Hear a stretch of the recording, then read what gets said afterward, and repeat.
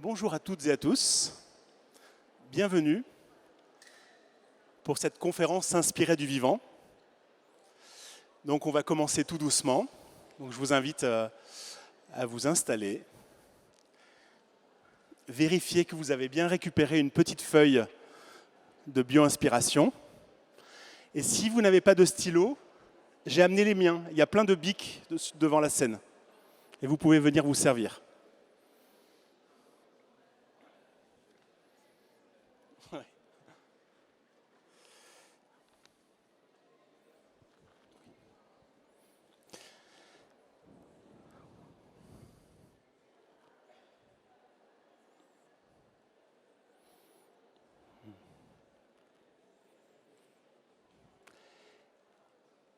Eh bien, on va commencer. Donc, bonjour à toutes et à tous. Je suis Alexis Kless, un de vos anciens collègues, puisque j'ai travaillé à la DECA à la ville de Lyon de 2006 à 2009, puis ensuite à la métropole de Lyon. J'ai créé mon activité de consultant en bio-inspiration, mais il y a maintenant, aujourd'hui, 6 ans et demi. Et je vais vous expliquer un peu ce qu'est la bio-inspiration. La bio-inspiration, et là, il faut que je me juge de mon autre main. La bio-inspiration, c'est tout simplement s'inspirer de l'ingéniosité des autres vivants qui ont les mêmes besoins que nous. Se loger, se nourrir, coopérer, se défendre, voilà. Et donc c'est plus large, mais effectivement c'est s'inspirer, mais c'est plus largement aussi, en tout cas c'est mon approche, de contempler et de s'émerveiller devant la beauté de notre planète. Alors comment on va vivre cette séance de bio-inspiration ? Vous verrez qu'on va essayer modestement, parce que compte tenu du nombre que vous êtes, on ne peut pas faire des séances d'intelligence collective comme je le fais classiquement, donc on va faire un peu différemment, mais en tout cas, je vous invite à faire le travail vous-même, individuellement. On va d'abord, effectivement, je suis dans la séquence de présentation et on va avoir un petit temps d'accueil de soi que je fais toujours dans les événements, très simple et que vous ferez librement. C'est simplement 3 grandes respirations, voilà, pour vous accueillir vous-même. Ensuite, je vous présenterai notre conférencier Daniel Vif de l'Université de Bourgogne, qui est venu nous parler effectivement des mycorhizes, dans cette alliance heureuse entre champignons et racines des arbres. Nous aurons un bon temps, parce que c'est important, de questions-réponses avec la salle. Voilà, là vraiment, il y aura 2 personnes dans la salle, donc je vous invite vraiment à ne pas avoir peur et de poser toutes les questions qui vous intéressent. Et ensuite, on aura une dizaine de minutes de synthèse et conclusion auxquelles vous participerez, puisqu'on vous proposera d'envoyer effectivement les mots-clés que vous aurez peut-être repérés pendant la conférence en prenant des notes sur les petites feuilles qu'on vous a données, et puis de partager effectivement ce que cette séquence vous inspire pour vous-même, et puis pour peut-être votre organisation, ou plus largement pour votre vie. Alors, pour expliquer ce qu'est la bio-inspiration, c'est simplement un travail d'analogie entre des choses qui semblent, qui n'ont rien à voir avec nous, mais pourtant, qui par l'analogie, il y a des choses qui sont vraies dans un sens et vraies dans l'autre. Léonard de Vinci avait l'inspiration de voir que quand secrètement il faisait l'autopsie du corps humain, qu'il y avait une analogie entre les vaisseaux sanguins, nos artères, et un système fluvial. Voilà. Donc par cette analogie, il y a des choses vraies dans le vivant qui peuvent être vraies aussi dans notre organisation et dans notre travail et dans notre vie. La petite histoire que je vous propose de vous raconter pour continuer à introduire, c'est cette histoire des fourmis, aussi pour illustrer les 3 valeurs managériales, imaginer, coopérer et faire confiance. C'est l'histoire de fourmis, pas très loin d'ici, qui sont étudiées dans le monde entier, qui sont les fourmis du Jura. Et les fourmis du Jura, elles ont une capacité qui est étudiée dans le monde entier, puisqu'elles ont une capacité, en cas, si la fourmilière est décapitée, par exemple par une branche, ou dérangée par un animal, et qu'elles doivent déménager, elles ont une capacité de déménager des milliers d'individus en très peu de temps, on dit autour d'une demi-heure. Alors comment elles font? Eh bien, elles partent au hasard chercher un nouveau lieu, une à une, et dès qu'une fourmi qui a le cahier des charges du nouveau lieu dans la tête, dès qu'elle trouve un lieu en ayant fait le tour, elle retourne à la fourmilière, elle va chercher une copine. Ça ne se passe pas bien. L'autre fourmi ne se laisse pas faire. Donc la petite fourmi lui tire littéralement par les antennes. Je vous raconte quelque chose que j'ai vu, montré par un myrmécologue, un spécialiste des fourmis de Lyon. Elle finit par l'attirer, l'autre vient, la suit, elle fait à son tour le tour du nouveau lieu. Eh bien, si le nouveau lieu lui semble bien, elle revient et elle va chercher quelqu'un d'autre. Et si le nouveau lieu lui paraît pas bien, elle arrête là. Et par ce système-là, en moins de 10 minutes, il peut y avoir 2 ou 3 lieux émergents. Et ensuite, là, les scientifiques n'ont pas encore réussi à comprendre pourquoi, mais à un moment donné, il y a une fourmi qui va chercher la reine, qui la porte sur son dos, et là, il y a la bascule et toutes les fourmis arrivent dans le nouveau lieu. Voilà. Voilà une petite histoire de bio-inspiration. Le mouvement avec ces 6 années d'expérience de bio-inspiration, je vous demanderai de vous faire attention et bien de séparer les éléments. D'abord de ce que ça vous inspire au niveau des émotions, comment vous ressentez cette histoire, quelle émotion ça vous inspire. Ensuite, la deuxième chose, c'est les idées intéressantes du point de vue scientifique. Et le cerveau aime beaucoup aussi retenir des choses qu'on peut transmettre aux autres. Donc je vous suggère effectivement d'être attentif à ce que vous pouvez retenir et transmettre. Et ensuite, la dernière chose, c'est effectivement la bio-inspiration, c'est-à-dire en quoi ça peut être inspirant pour votre travail ou pour votre organisation. Alors, je vais avancer, voilà, et je vais vous proposer, je suis un peu fou, donc j'ose des choses qu'on ne fait pas habituellement. Je vais vous proposer, voilà, vous êtes bien assis, simplement, si vous voulez, vous redresser, et on va faire 3 grandes respirations pour accueillir un mammifère méconnu et mal aimé nous-mêmes. Et voilà. Donc je vous propose de bien vous redresser, de bien vous enraciner au sol, un peu comme si vous étiez un arbre, et de faire une grande respiration avec le bas du ventre, peut-être sur 4. Retenir sur 6 et expirer sur 8.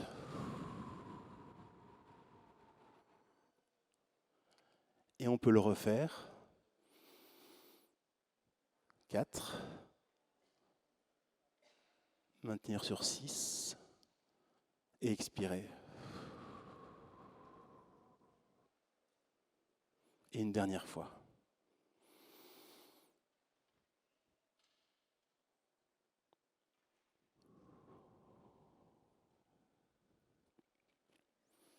Merci de votre confiance. On va commencer la conférence.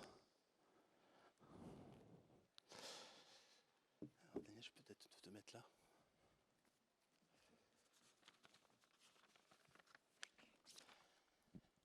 Alors, je vais vous présenter Daniel Vif.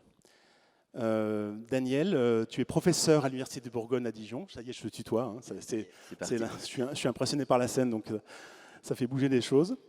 Donc, tu diriges l'équipe mycorhize de l'unité agroécologie, INRAE. Donc, ton équipe travaille sur la symbiose mycorhizienne, dont tu vas nous parler, une interaction bénéfique entre les racines de la grande majorité des plantes terrestres et les champignons du sol.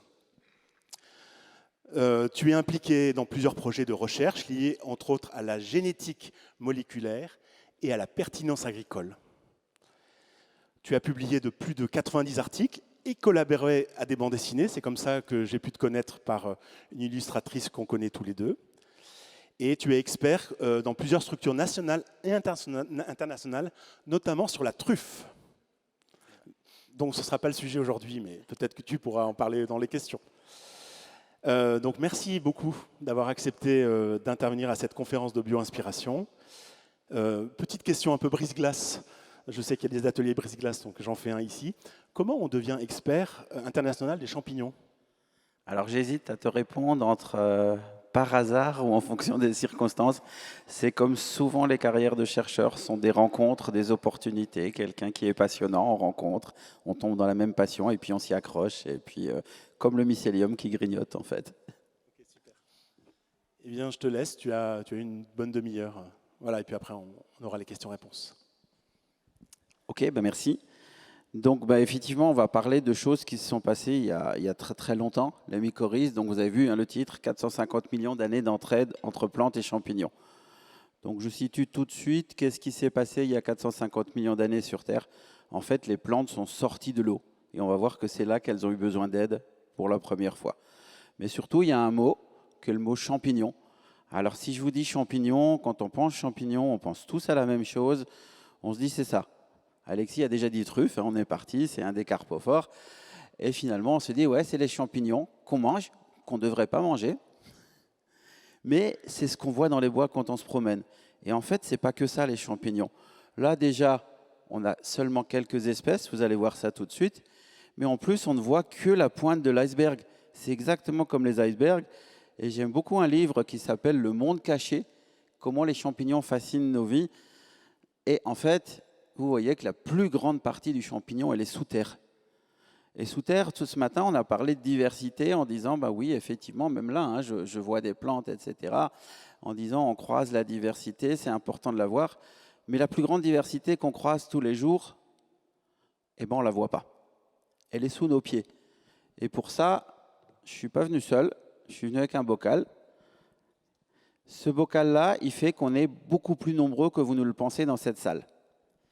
L'idée, c'est de voir combien y a-t-il d'êtres vivants dans ce petit volume de sol.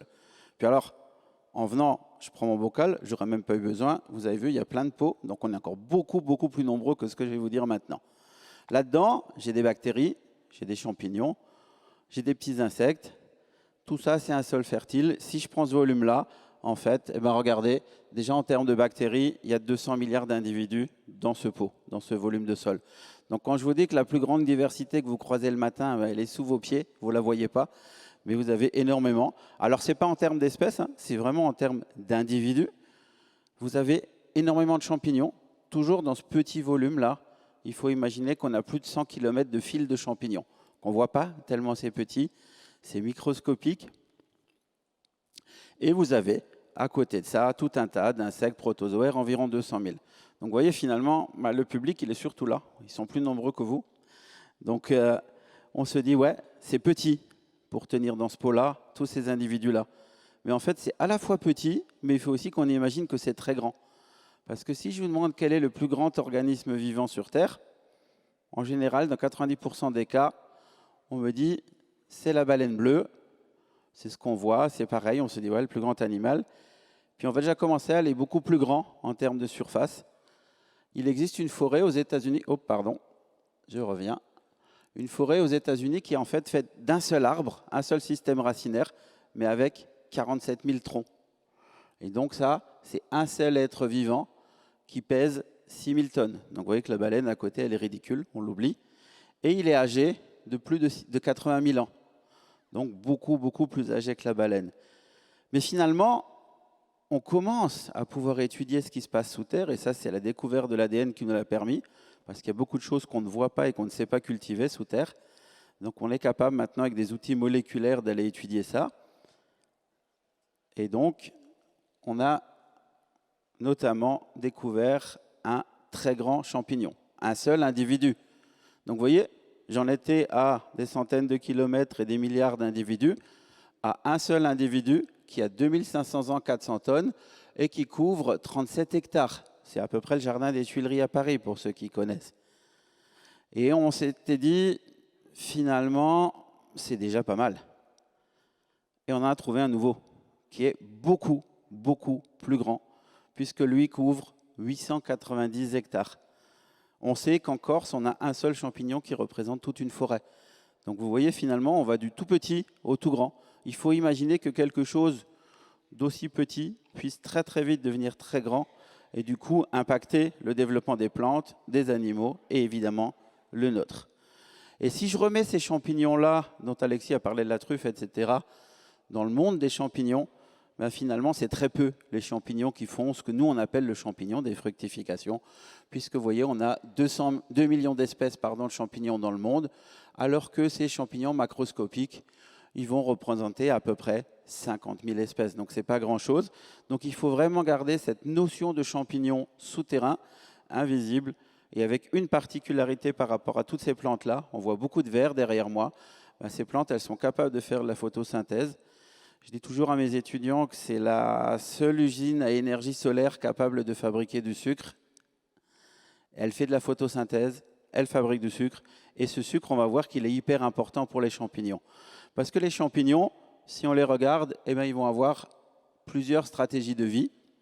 Ils vont vivre tout seuls, ils vont se nourrir finalement de ce carbone que les plantes ont relâché dans le sol ou que les bactéries ont préparé. Donc ils vont se débrouiller tout seuls. On a évidemment, c'est comme dans toutes les communautés vivantes, des parasites qui vont se développer aux dépens de leur hôte. Alors ça peut être un animal, ça peut être une plante. Et puis ceux qui nous intéressent aujourd'hui, ce qu'on appelle le mutualisme, c'est une interaction entre un champignon et une plante qui vont s'entraider. Et là, la plante, il a fallu qu'elle imagine que dans le sol, il y avait quelque chose qui pouvait l'aider. Et ça, vous allez voir qu'elle l'a imaginé très tôt. Et la plante, elle paye pour ce service-là. Elle a un retour, donc c'est un équilibre, mais elle investit 20% du sucre qu'elle fabrique. Donc imaginez si depuis 450 millions d'années, vous investissez 20% de votre salaire dans quelque chose, il faut que ça vaille le coup. Ça s'est maintenu. Il y a beaucoup de choses qui sont apparues, qui ont disparu dans l'évolution. Et non seulement ça fait longtemps que ça existe, mais surtout ça concerne 95% des plantes terrestres. La grande majorité des plantes terrestres forment des mycorhizes. Alors qu'est-ce qui s'est passé il y a 450 millions d'années? Eh bien les plantes ont décidé de sortir de l'eau. Et les plantes dans l'eau, ça allait très très bien. Elles étaient accrochées à un rocher où elles flottaient et la nourriture arrivait avec l'eau. Vous sortez de l'eau, la nourriture, elle n'arrive plus. Et donc, la première chose qu'il fallait aux plantes, c'était des racines. Mais ces plantes-là, du coup, n'en avaient pas. Et en fait, elles sont sorties de l'eau avec un champignon. Et on voit ici les spores fossiles qui nous ont permis de dater cette sortie de l'eau d'il y a 450 millions d'années. Et c'est le champignon qui a servi de racine aux premières plantes. Ensuite, dans l'évolution, les plantes ont formé des racines. Et c'est pour ça que cette interaction se maintient toujours depuis aujourd'hui. Si vous êtes un peu familier, certains ont peut-être entendu déjà parler des bactéries qui fixent l'azote pour certaines plantes comme les légumineuses. Ça, c'est tout récent, c'est 65 millions d'années, et ça n'est qu'une évolution de notre association entre plantes et champignons. Donc ça aussi, ça veut dire que dans Imaginer Entraide, on a des bactéries qui ont compris comment champignons et plantes travaillaient ensemble et qui se sont mis dans le lot pour travailler aussi. Alors c'est hyper vieux, 450 millions d'années, mais en termes de science, c'est tout neuf. Ça a été découvert par ce monsieur-là en 1885, qui s'appelle Albert Bernard Franck. Et vous voyez ici ces dessins originaux. Et en fait, on voit une racine. On a du champignon qui se met tout autour, qui la protège, comme quand vous enfilez une chaussette, et du champignon qui se place entre les cellules. Là, c'est pour échanger de la nourriture et des signaux. Et c'est le premier qui a montré que c'était utile aux plantes. Comment il a montré? Il a fait une expérience toute bête.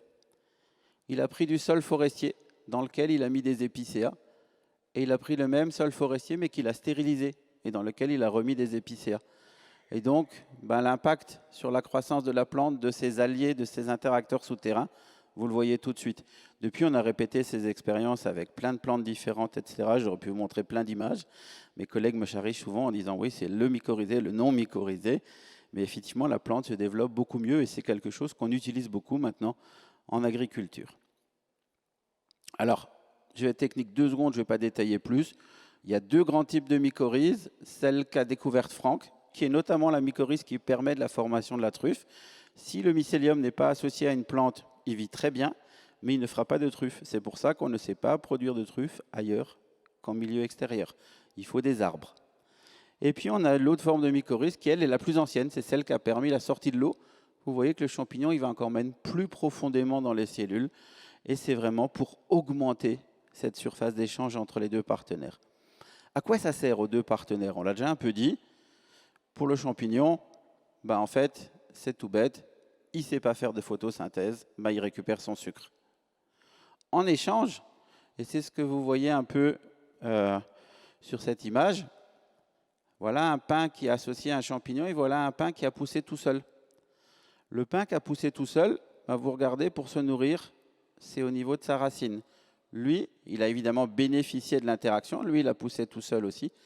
Mais vous voyez surtout comment la surface d'exploration du sol est augmentée par la présence de ce réseau qui nous est invisible parce que souterrain. On augmente jusqu'à 1000 fois le volume de sol augmenté. Imaginez ça dans les 3 dimensions. Ça veut déjà dire, bêtement, 1000 fois plus de chances de trouver de l'eau et de la nourriture pour votre plante. Et en plus, le champignon a des capacités que la plante n'a pas pour récupérer certains de ses nutriments. Un autre intérêt pour la plante de s'allier à son champignon, c'est que ce champignon, s'il prend les sucres, il va être là, parce que la plante, elle envoie des sucres, mais ça attire aussi les voleurs, les tricheurs, etc. Si c'est le bénéfique qui s'est installé, en fait, il va être en compétition avec les agresseurs, parce qu'il va vouloir protéger son partenaire. Donc cet intérêt-là aussi. Puis après, parfois, il y a des rôles plus spécifiques. Je vous ai mis la graine d'orchidée.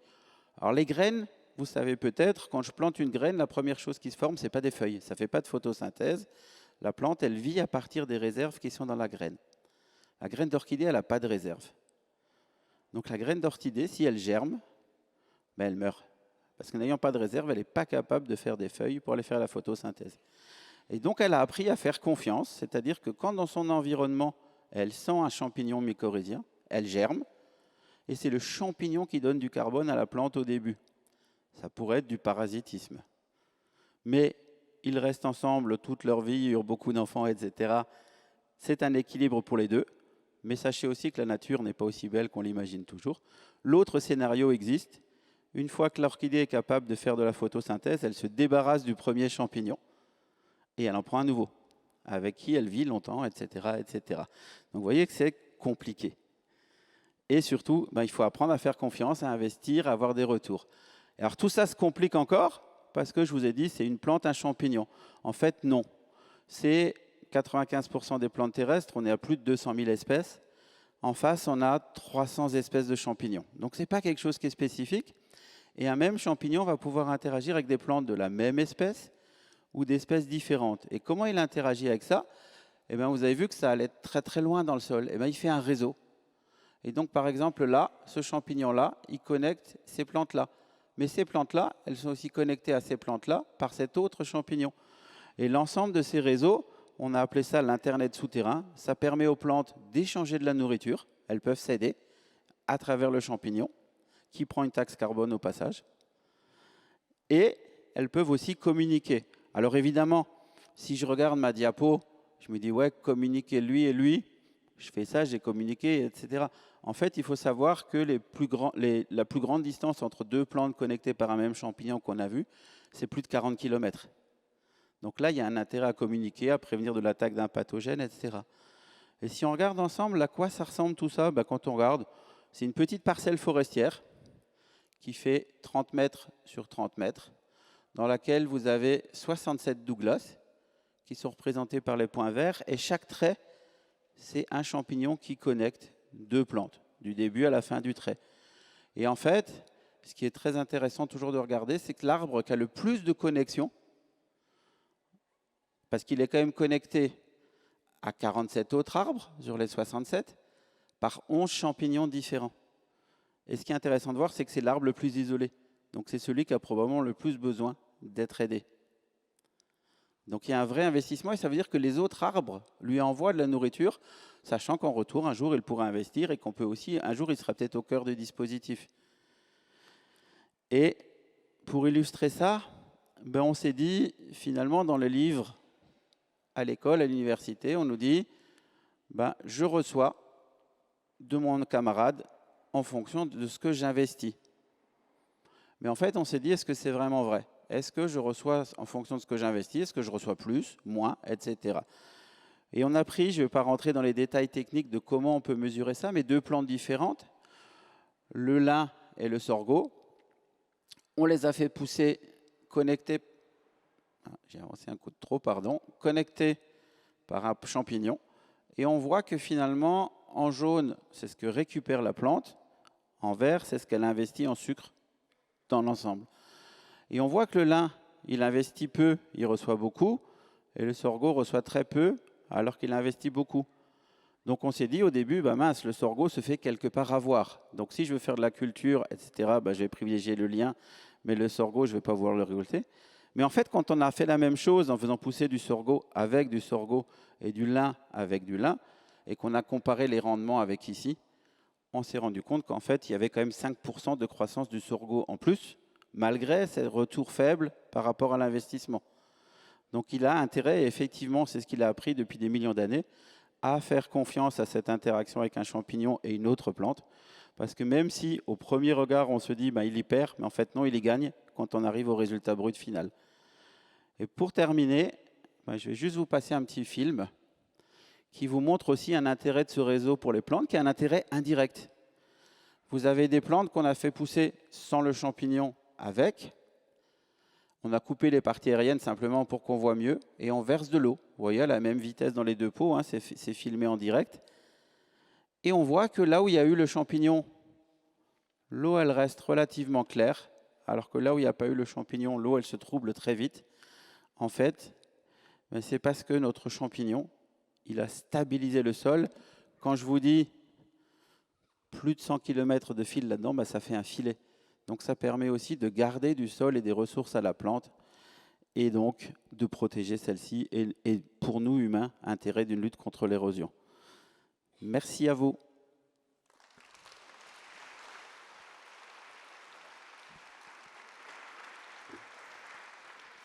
Donc, merci beaucoup, Daniel.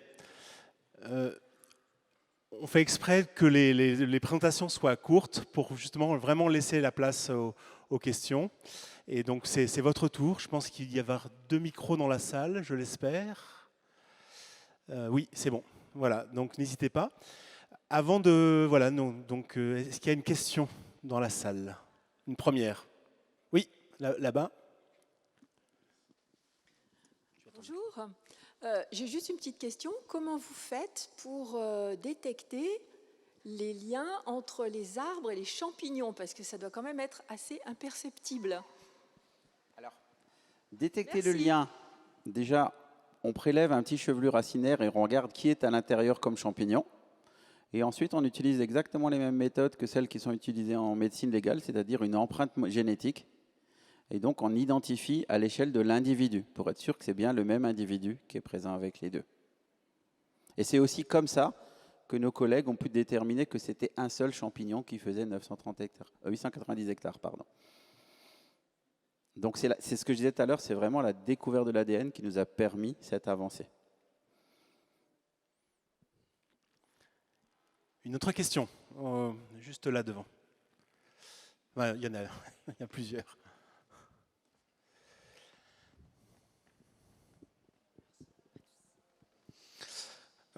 Aujourd'hui, on produit des plantes en ville sur des terres parfois très dégradées. Est-ce qu'aujourd'hui, on a un niveau de connaissance suffisante du monde des mycorhizes pour savoir quelle variété de mycorhizes on peut rajouter dans notre sol? Est-ce qu'on est capable de les cultiver aussi et adapter à tel ou tel type de plante? Parce que j'imagine que tous les mycorhizes ne sont pas adaptés à tous les types de plantes. C'est exactement ça. Moi, je vais essayer d'être court. En fait, il existe 7 grands types de mycorhizes. Il y en a 2 qu'on peut produire, c'est les 2 que j'ai présentés qui sont les plus répandus aussi. Les autres sont plus spécifiques de l'orchidée, de la bruyère, etc. Mais dans ceux qui nous intéressent, il y a la mycorhize, on dira des forêts. Donc là, c'est notamment la mycorhize que forme la truffe, mais aussi la girole, le bolet, etc. On sait cultiver du mycélium, on peut le faire pousser seul, c'est assez facile, et donc produire de l'inoculum. Ça commence à exister sur le marché. De l'autre côté, la mycorhize la plus ancienne, qui forme 80% des plantes terrestres, elle, le champignon, il est ce qu'on appelle un biotrophe obligatoire, c'est-à-dire qu'il ne peut pas vivre sans la plante. Donc pendant longtemps, on s'est bloqué à l'écueil de la culture de ces champignons et on cultivait plutôt la plante, on coupait les racines, on utilisait les racines pour inoculer. Maintenant, on sait cultiver in vitro en utilisant juste des cellules de plantes qui font que des racines. Et donc, il y a déjà eu 4 AMM, autorisation de mise sur le marché en France récemment. Et donc après, effectivement, il existe tout un répertoire avec la chance que c'est une mycorhize qui concerne 80% des plantes, donc qui est assez ubiquiste, qui se répand bien.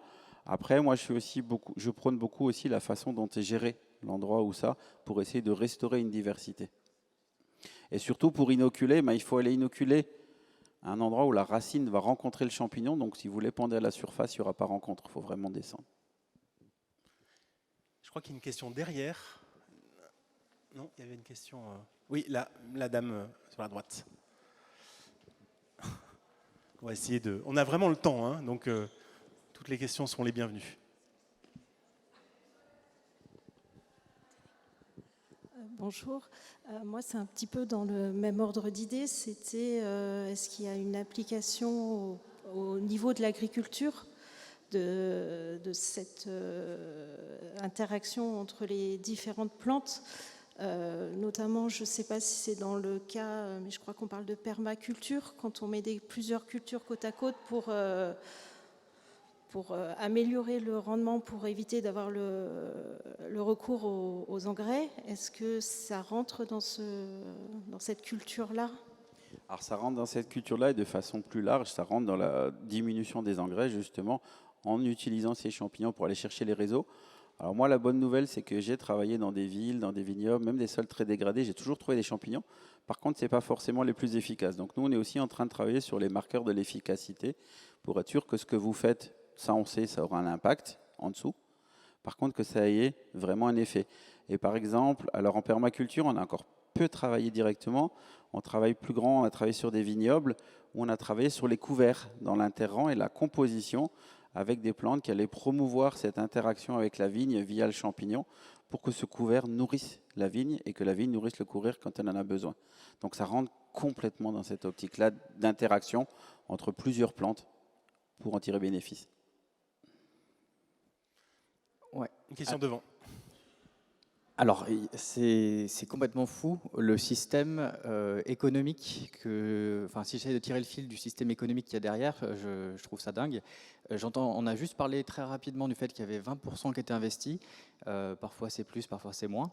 Et on parlait du sucre, donc du coup c'est que dans un seul sens. J'entendais que les plantes apportaient du sucre aux champignons, mais du coup les champignons apportent forcément quelque chose d'autre aussi, peut-être au-delà du réseau, ou je sais, enfin voilà, il y a sûrement plein de bénéfices. Donc comment on peut explorer ça?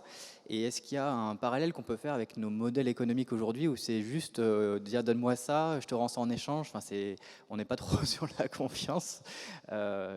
Juste voilà, est-ce qu'on peut tirer ce fil-là? Parce que je trouve que c'est un monde qui a l'air hyper riche. Je pense que Daniel veut revenir à la présentation. Dans les diapos, simplement une information, ouais. Si on peut revoir la diapo. En fait, ce qu'on peut faire, nous, c'est mesurer avec des composés comme l'azote, autres, justement, ce que la plante reçoit. Donc le retour sur investissement, ça on sait le mesurer.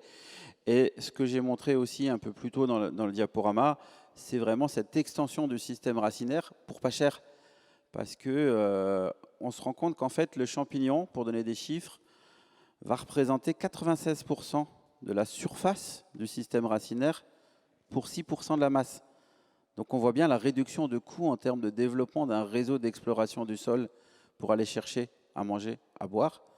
C'est 96% pour 6% d'investissement, donc par rapport au réel. Donc on a effectivement ça. Après, aller mettre une économie, il y a 10 ans, les articles parlaient encore de fair trade in the mycorrhiza, blablabla. On sait maintenant que c'est guerre et paix.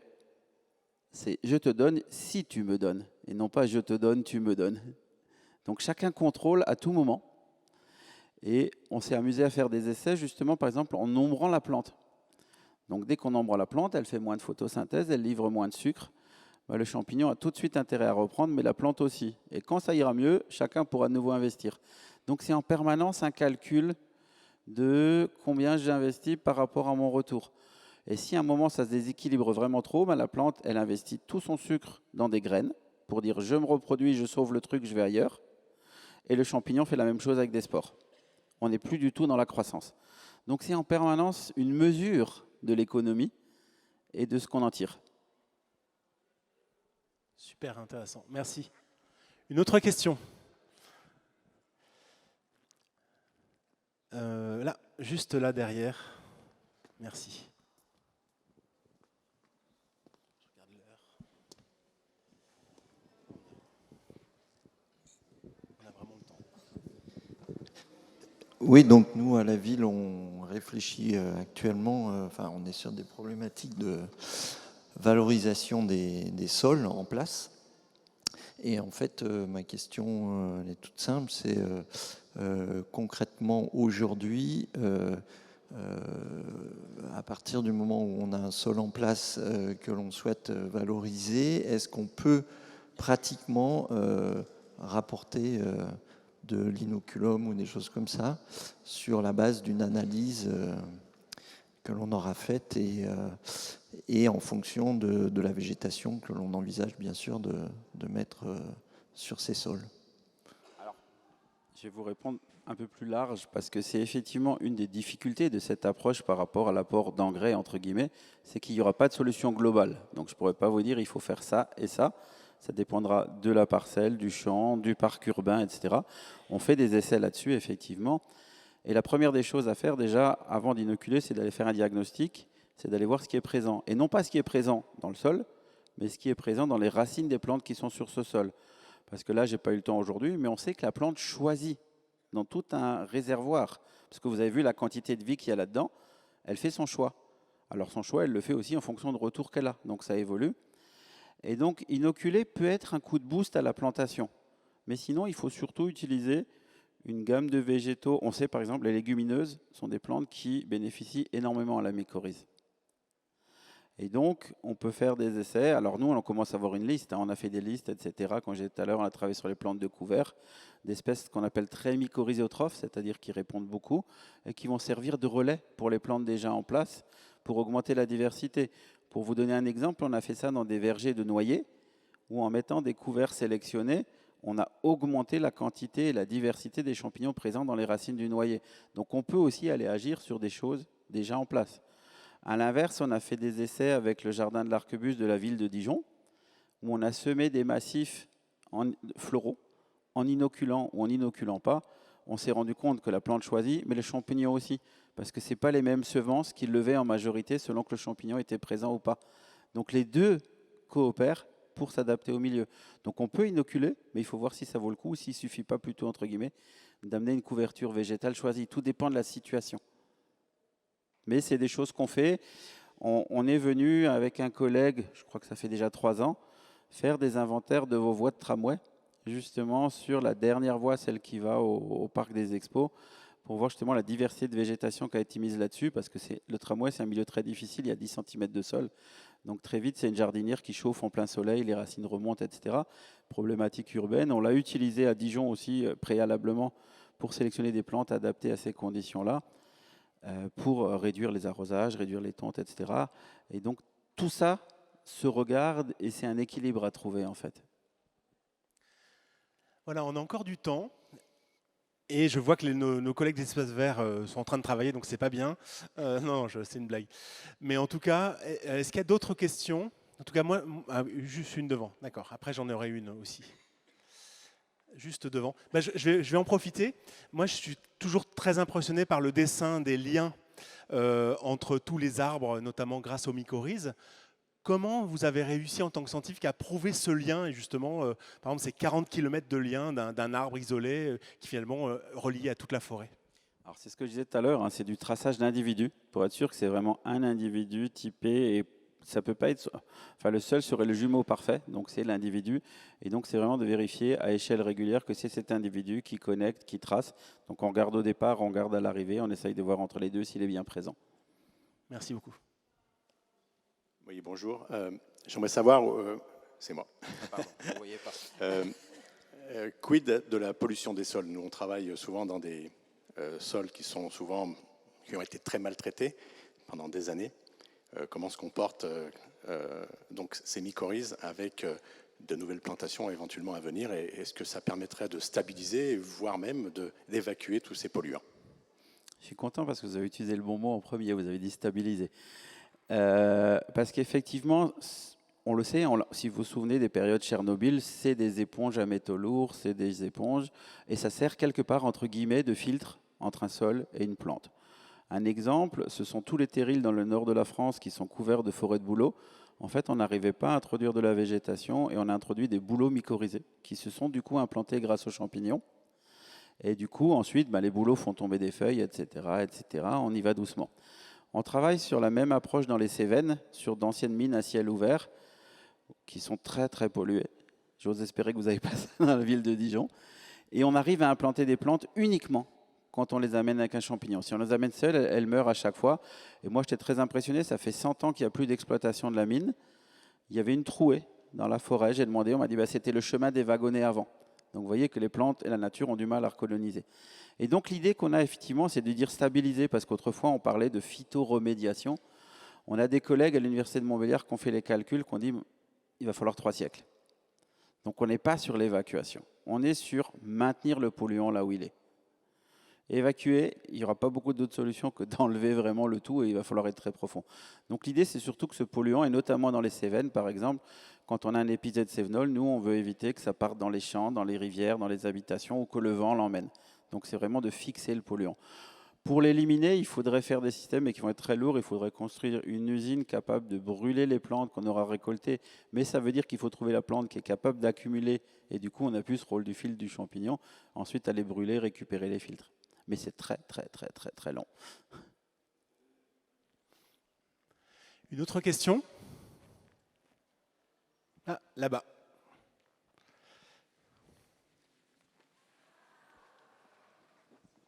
Oui, bonjour. Je voulais savoir sur les grands arbres, je ne me souviens plus du terme exact, dans le Michigan et dans l'Oregon.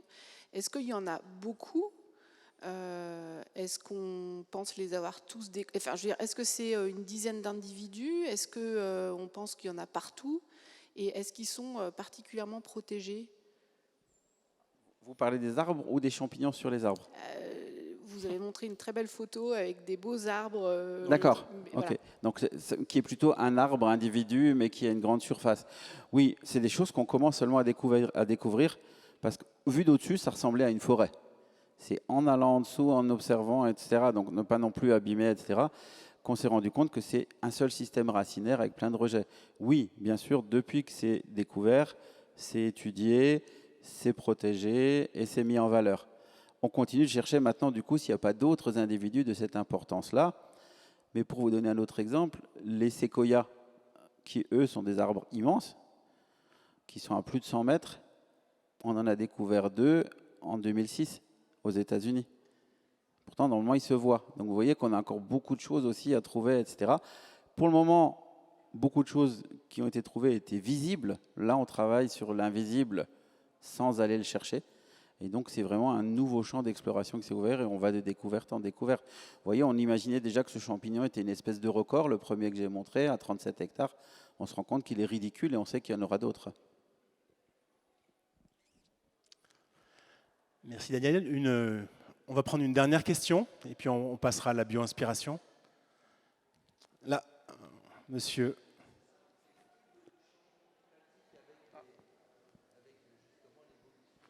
Quid du changement climatique avec les questions d'évolution? Alors, c'est pareil, c'est une bonne question. On regarde. La chance qu'on a, c'est ce que je disais, c'est 300 espèces de champignons qui sont ubiquistes. Donc pour le moment, ça les fait rire, parce que je retrouve le même champignon en Corse qu'en Norvège. Par contre, on se dit probablement là-dedans, dans les espèces, il y a des souches plus ou moins efficaces. Et entre autres, c'est ça qu'on est en train de regarder, de voir si on peut comprendre comment l'un peut mieux permettre à la plante de s'adapter qu'un autre. Mais pour le moment, eux-mêmes, en tant qu'espèces, c'est aussi ce que je dis toujours à mes étudiants, 450 millions d'années, ça veut dire qu'ils sont tout petits, qu'ils étaient là avant les dinosaures et qu'ils sont encore là bien longtemps après les dinosaures. C'est quelque chose de très résistant. Pourquoi? Ils font des spores. Les spores, ça résiste à 250 degrés. C'est vraiment un super organe de survie. Ok, merci. Et on profite, on a encore du temps, donc voilà, monsieur qui est juste là. Oui, j'aurais voulu savoir si dans vos recherches, vous aviez trouvé des champignons qui n'aident pas la plante, mais plutôt les tuent.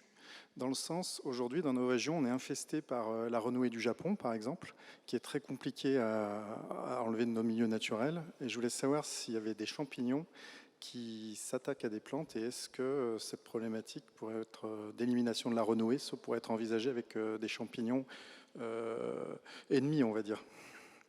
Alors, ce sont des choses qui se discutent. Le danger, c'est qu'un champignon, vous le mettez dans le sol, vous ne le contrôlez plus. C'est pour ça que je disais, moi, plutôt que l'inoculation, je préfère, etc. Et donc, j'ai choisi de me spécialiser dans les gentils champignons. Ça n'exclut pas tout. J'ai des collègues qui travaillent, bien entendu, sur les pathogènes, mais on leur met toujours cette limite, et à juste titre, à mon avis, de dire, bah oui, une fois qu'il aura bouffé toute la renouée, tu crois qu'il va s'arrêter, il va attendre tranquillement qu'on lui remette de la renouée? Et donc, on est en train de travailler, on a un projet qui démarre justement avec la SNCF, par exemple, sur des talus, pour lutter contre les invasives en choisissant des bonnes plantes de couvert avec des mycorhizes qui vont les aider. Et donc, on est en train d'essayer de mettre l'équilibre en faveur des autres plantes que les invasives. Donc, on travaille là-dessus, on cherche là-dessus, mais prend du temps. Mais plutôt que moi, je veux toujours un danger à mettre entre guillemets un prédateur, un endroit où on le contrôle plus, parce que le sol, il n'y a pas d'enclos, hein, il partira. Ok, encore une, voilà, et après on arrêtera. Parce que justement, on va profiter du fait qu'on ait du temps, peut-être pour vous permettre d'échanger avec vos voisins avant de faire la synthèse finale. C'est un peu une première pour moi de faire de la bio-inspiration avec autant de monde. Alors, est-ce que c'est possible d'avoir un micro juste là ?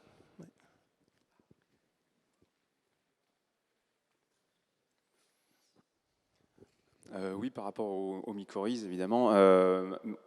Outre l'aspect relation avec la plante qui fournit du carbone aux mycorhizes, est-ce que le mycorhize a d'autres facteurs qui influencent sa survie dans un milieu donné? Par exemple, sur nos sols tout pourris qu'on a en ville, admettons qu'on en mette un petit peu dans notre sol, est-ce qu'ils vont réussir à survivre dans ce contexte-là? Est-ce qu'ils ont besoin de plus de matière organique? Voilà, est-ce qu'il y a d'autres facteurs environnementaux, l'humidité, matière organique ou je ne sais quoi? Alors, c'est clair qu'en fait, pour que la mycorhize survive bien, il faut qu'on rende, entre guillemets, la plante dépendante. Parce que la plante, si je lui mets des engrais, elle ne va pas investir 20%. Donc il vaut mieux mettre effectivement la matière organique qui ne va pas bénéficier directement à la mycorhize en premier, mais qui va bénéficier aux bactéries et champignons qui vont la décomposer. Donc déjà, vous allez restaurer plus de vie dans votre sol. Et du coup, par contre, le champignon mycorhizien, lui, va servir d'une espèce de tapis roulant. Il va aller chercher cette matière et l'amener à la plante. Donc oui, clairement, et même, on travaille de plus en plus, là, entre guillemets, je me suis contenté d'une vision simpliste. C'est plusieurs champignons, plusieurs bactéries, c'est vraiment un ensemble, c'est une communauté. Aujourd'hui, on utilise beaucoup, vous avez peut-être déjà entendu parler des termes microbiote dans les pubs. On le voit maintenant que les gels douche respectent le microbiote. Le microbiote, c'est l'ensemble des microbes qui vivent avec un individu, que ce soit un humain ou une plante. Donc, on travaille sur cette échelle-là, et même à l'instar de ce qu'on fait de notre flore bactérienne intestinale, de dire est-ce que je n'ai pas un déséquilibre que je peux quantifier par la disparition de certains microbes ou l'apparition d'autres. Donc c'est vraiment tout un ensemble, mais oui, plus vous irez dans le processus où vous rendez la plante dépendante par l'apport de choses qui ne sont pas directement assimilables par elles-mêmes, mieux ce sera. Eh bien, merci beaucoup Daniel. Donc maintenant, je vais vous proposer de reprendre les petites feuilles et peut-être de prendre le temps, quelques minutes individuellement, pour vous poser la question première. Qu'est-ce qui m'a touché dans la présentation de Daniel? Donc les émotions, le ressenti. On peut commencer par ça. Je vous guide. S'il y a des gens qui n'ont pas la feuille, peut-être qu'il en reste encore. Les deux personnes vont passer, hein, si vous la voulez. Donc votre ressenti.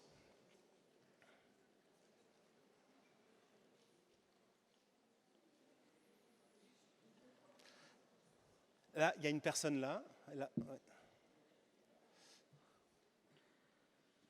Bon.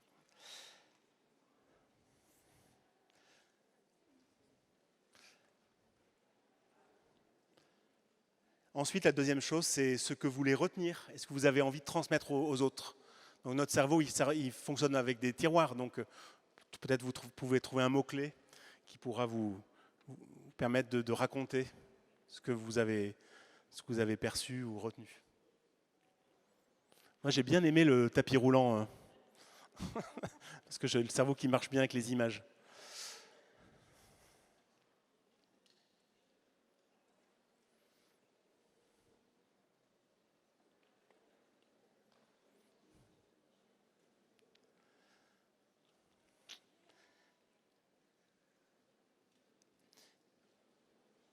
On est limité par le temps, mais vous pourrez continuer à faire ce travail plus tard si vous le souhaitez.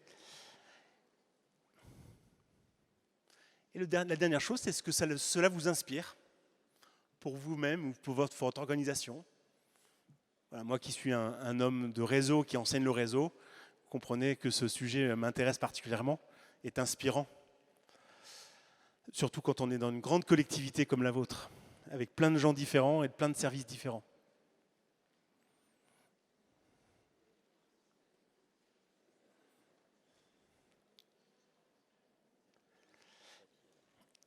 D'accord.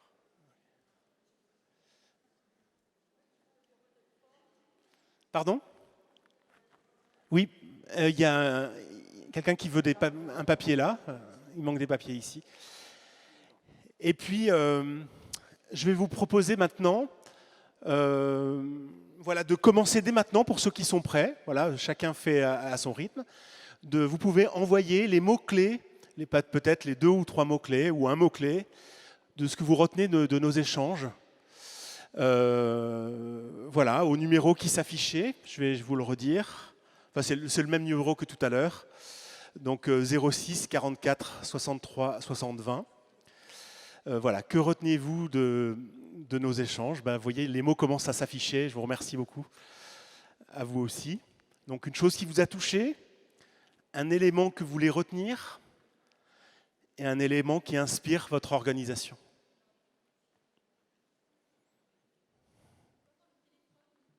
Alors, je vous redis le téléphone, 06. Ah, il est en haut. 06 44 63 60 20. Oula, il y a des scientifiques dans la salle.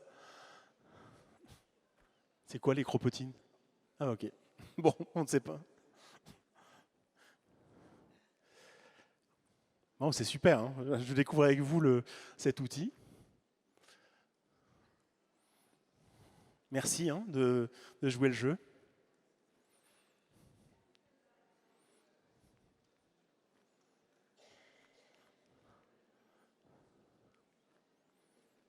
Voilà, on continue. Et puis,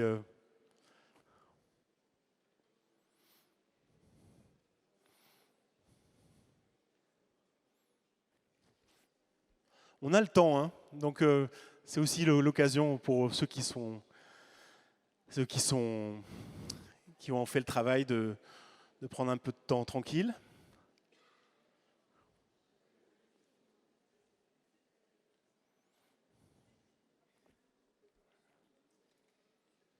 On se donne encore 2 minutes pour les mots-clés, ça va? Vous en êtes où là?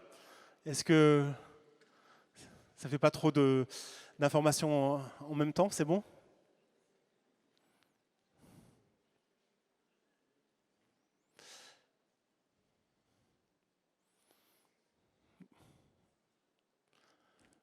Bon, en tout cas, j'ai bon espoir pour ma facture parce que le mot coopération ressort en gros.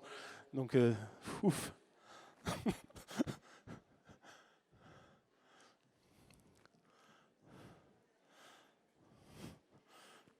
Il y a le réseau aussi, oui, ça c'est clair.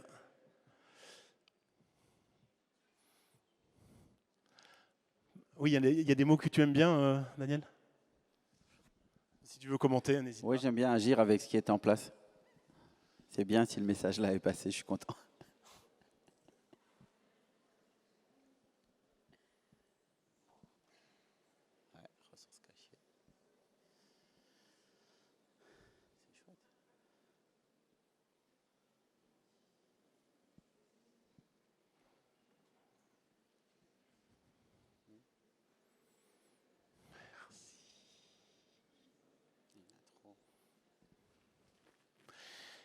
Eh bien, on va conclure cette séance de bio-inspiration. Eh bien, merci en tout cas beaucoup à Daniel. Merci de votre confiance à tous. J'espère que, voilà. J'espère que cet exercice vous aura plu. Et voilà, je vous invite à continuer à le faire, à ne pas attendre, à être attentif à ce qui est sous vos pieds, autour de vous. Et voilà, et je pense qu'on pourra bâtir un monde plus respectueux du vivant si nous-mêmes, chacun d'entre nous, on est attentif au vivant. Merci beaucoup.